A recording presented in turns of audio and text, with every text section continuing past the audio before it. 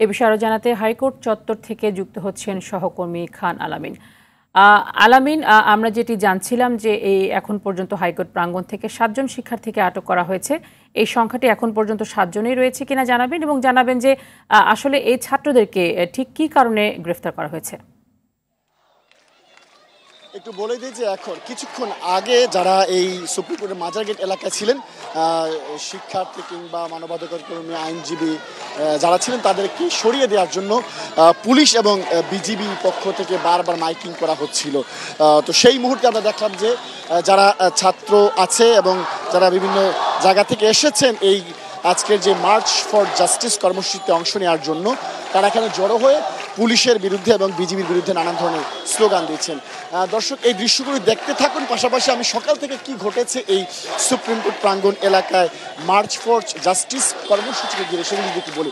সকালবেলা তাদের কর্মসূচি সকাল বেলা 12:30টার দিকে আমরা দেখেছি। সকাল 12:15 দিকেই বিচ্ছিন্নভাবে কয়েকজন আসছিলেন এবং তাদেরকে পুলিশ আটক করে নিয়ে গেছে এমন আমরা তথ্য দেখেছি।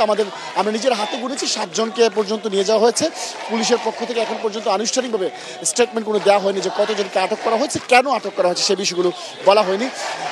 পরবর্তীতে আমরা দেখলাম যে সুপ্রিম কোর্ট আইনজীবী সমিতির কয়েকজন আইনজীবী তারা সুপ্রিম কোর্টের ভেতর থেকে মিছিল নিয়ে মাজার গেট দিয়ে বের হওয়ার চেষ্টা করেছিল, কিন্তু যে গেটটি ছিল সেই গেটটি পুলিশ বন্ধ করে দেয়, যার কারণে কেউ বের হতে পারেনি।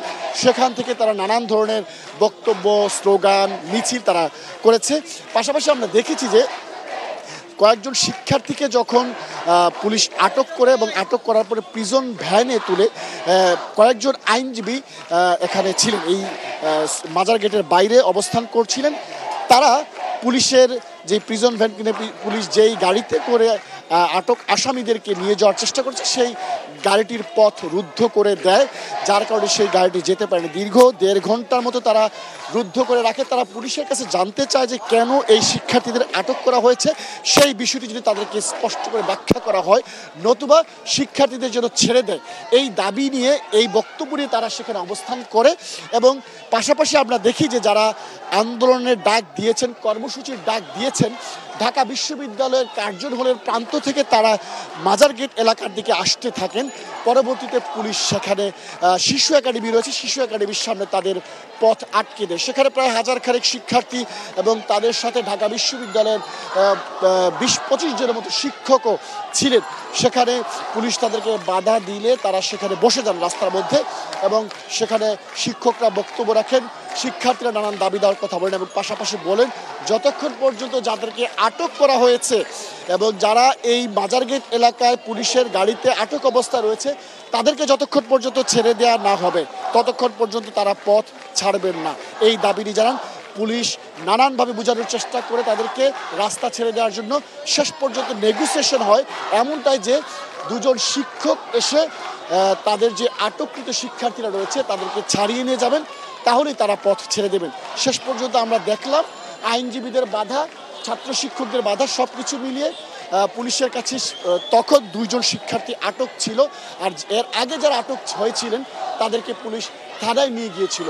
তো যে 2 জন শিক্ষার্থী মাজার গেট এলাকায় আটক ছিল তাদেরকে ছেড়ে দিয়েছে পুলিশ। ছেড়ে দেওয়ার পরে তারা চলে গেছেন এবং আমরা দেখেছি যারা শিশু একাডেমির সামনে অবস্থান করছিলেন তারাও চলে গেছেন এর মধ্যে। এই মুহূর্তে মাজার গেট এলাকায় বেশ কিছু শিক্ষার্থী, আইনজীবী এবং মানবাধিকার কর্মী এখানে স্লোগান দিচ্ছেন। পরিস্থিতি কিছুটা উত্তপ্ত পরিবেশ বজায় আছে। সকালের দিক থেকে ক্রমান্বয়ে পরিবেশ উত্তপ্ত হচ্ছিল, যার কারণে পুলিশ সামাল দিয়ে উঠতে পারছিল না। এই এক পর্যায়ে তারা বিজিবিকে নিয়ে আসে। এই মুহূর্তে বিজিবি এবং পুলিশের যৌথ নিরাপত্তা এখানে রয়েছে এবং তার মধ্যেই এখন মিছিল চলছে, স্লোগান চলছে। দেখা যাক শেষ পর্যন্ত কী হয়। তানি, আমার কাছে এই হচ্ছে সবশেষ অবস্থা আজকের মার্চ ফর জাস্টিস কর্মসূচি। আলামিন, আপনি সংবাদগুলো সংগ্রহ করতে থাকেন। নিশ্চয় পরবর্তী যে আমাদের বুলেটিন রয়েছে, আমাদের সংবাদ রয়েছে, সেখানে আমরা আরও তথ্য জানাতে পারবো দর্শকদেরকে। দর্শক, এতক্ষণ যুক্ত ছিলেন সহকর্মী খান আলামিন।